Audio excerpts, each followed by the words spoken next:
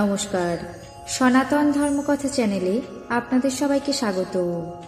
আজ পদ্মপুরাণের সৃষ্টিখণ্ডের তৃতীয় অধ্যায়ের ষষ্ঠ পর্ব শুরু করব।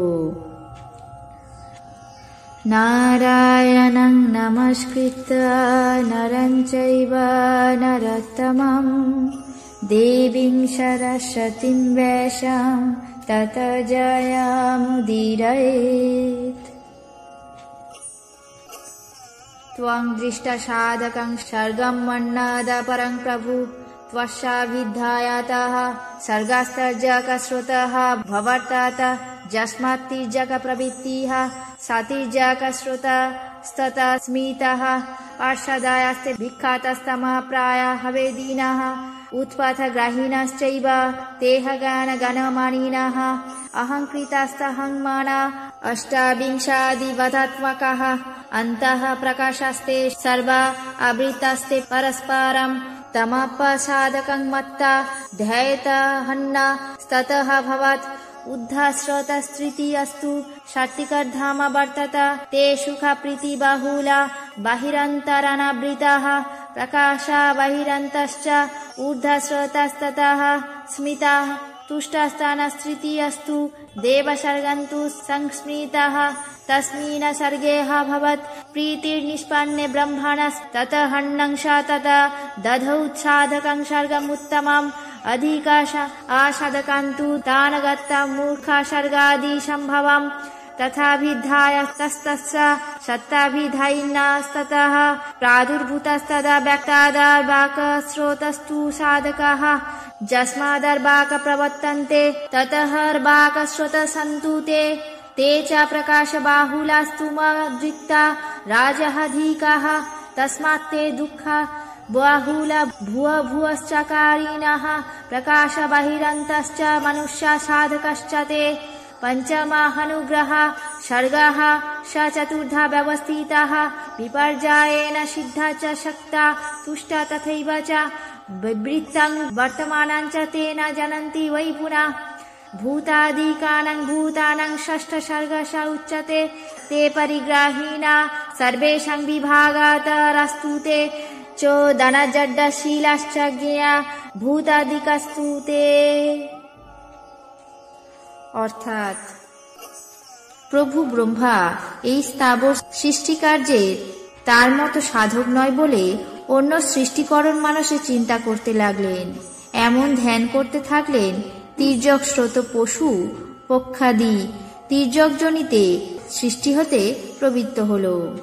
তির্যক ভাবে ক্রিয়া প্রবৃত্ত হয় বলে সেটি সৃষ্টিকে তির্যক স্রোত বলে তার তমবহুল অনুভব শক্তিহীন এবং উৎপতগ্রাহী। তারা অজ্ঞানে জ্ঞানাভিমানী, অহংকারী, অবিদ্যাচ্ছন্ন, কিন্তু অন্তরে প্রকাশবান, বাইরে তমগুণে সমাবৃত এবং অষ্টবিংশতি প্রকারে বিভক্ত। ব্রহ্মা তাকে অশাবক মনে করে পুনরায় ধ্যানস্থ হলে পরে ঊর্ধ্বস্রোত দেবতাদের সৃষ্টি করতে প্রবৃত্ত হন। এটি তার তৃতীয় সৃষ্টি। এই ঊর্ধ্বস্থিতিশীল সৃষ্টি সাত্ত্বিক। তারা অন্তরে বাইরে প্রকাশবহুল, অনাবৃত এবং সমাধিক সুখ প্রীতি সম্পন্ন। তাদের ক্রিয়া প্রবৃত্তি ঊর্ধ্বদিকে পরিচালিত হয় বলে তাকে ঊর্ধ্বস্রোত সৃষ্টি বলে।